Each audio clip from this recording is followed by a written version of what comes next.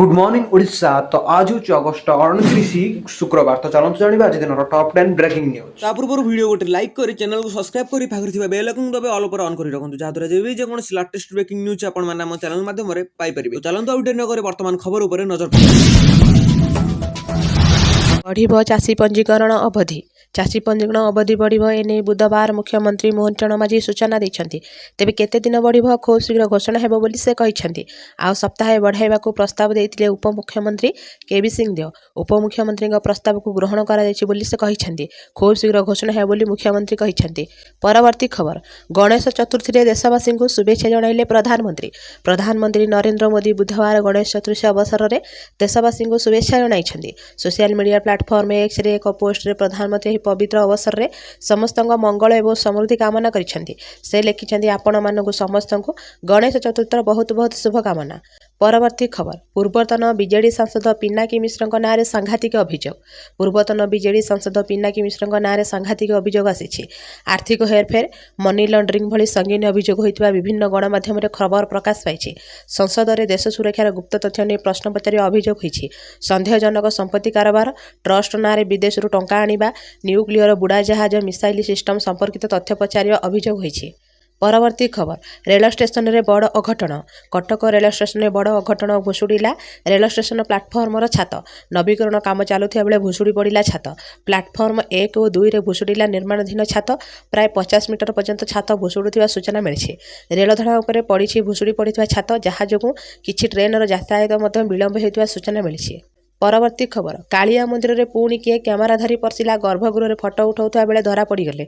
श्रीमंदिर में पुणी थे कैमेरा फटो उठाइबा बेले धरा पड़े भक्त। गर्भगृह में फटो उठाउता बेले धरा पड़ी भक्त को सिंहद्वारा थाना जिम्मा देले जेटीपी। उक्त भक्त को अटक रखी पचरा उचरा करुछि पुलिस। एमिति अनेक घटना सामना आसी। पुरी मंदिर भितर कैमेरा पशिया सुरक्षा उपर प्रश्न उठाई। परवर्ती खबर। खाद्यठू पोशाक पर्यंत सबू हेब सस्ता। खाद्य को नहीं पोशाक पर्यंत एवं सबू हेब सस्ता। समस्त को दिवाली उपहार देवे सरकार। तेबे खूब शीघ्र जीएसटी हार परिवर्तन होगा जाउछि। जीएसटी हार मात्र 2टी स्लैब को ह्रास कर सरकार निष्पत्ति जो खाद्य ठूर आरंभ कर पोशाक और घर निर्माण पर्यंत सबकिछिर मूल्य ह्रास पाइब। परवर्ती खबर। 30 तारिख में बंद रहिबो स्कूल कॉलेज ऑफिस। 30 तारिख में 3 जिले में छुट्टी घोषणा। यही छुट्टी घोषणा कले उत्तरांचल आरडीसी। यही 3 जिले में हेले सुवर्णपुर, बलांगीर, नुआपड़ा समस्त सरकारी कार्यालय एवं स्कूल कॉलेज छुट्टी रहिबो। नुआखाई पई लोकल हॉलिडे घोषणा होइछि। परवर्ती खबर। सावधान सृष्टि है लघुचाप। गत किछि दिन हेब सारा राज्य में तुहाकुतुहा वर्षा जारी रही।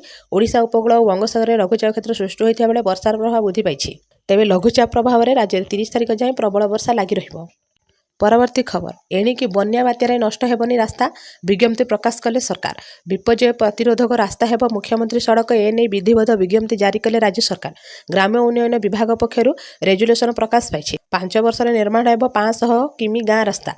1000 कोटी टंका खर्च करेंगे राज्य सरकार। परवर्ती खबर। धान बेपारी को कृषि मंत्री चरम बाणी। पंजीकरण अवधि वृद्धि करने दाबी भितर धान बेपारी को चरम बाणी शुणाई कृषि मंत्री। मुख्यमंत्री सम्मुखें कहते छत्तीसगढ़ धान आनी बेपारी मैंने ओडिशा रे बिक्री करुछन्ति। जो मैंने एभली करुछन्ति सेमानक विरोध में शून्य सहनशील नीति ग्रहण कर दृढ़ कार्यानुष्ठान नियाजिबो। आवश्यक पड़िले सेमानकु सीधा जेल में भर्ती कराजिबो बोली कहते उपमुख्यमंत्री कनकवर्धन सिंहदेव। परवर्ती खबर। मुख्यमंत्री मोहन माझी कैबिनेट रे सुना अच्छी। सीएम किसान टंका सहायता प्रदान कार्यक्रम में उपमुख्यमंत्री केबी सिंहदेव बयान को नहीं बढ़िला चर्चा। कहले मुख्यमंत्री मोहन माझी कैबिनेट रे सुना अच्छी। से निजकू से ही सुना बोली कहते कनकवर्धन सिंहदेव।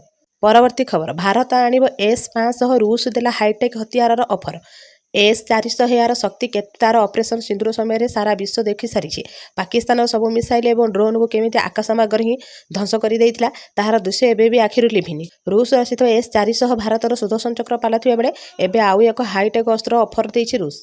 परवर्ती खबर। सीएम किसान टंका बांटिले मुख्यमंत्री।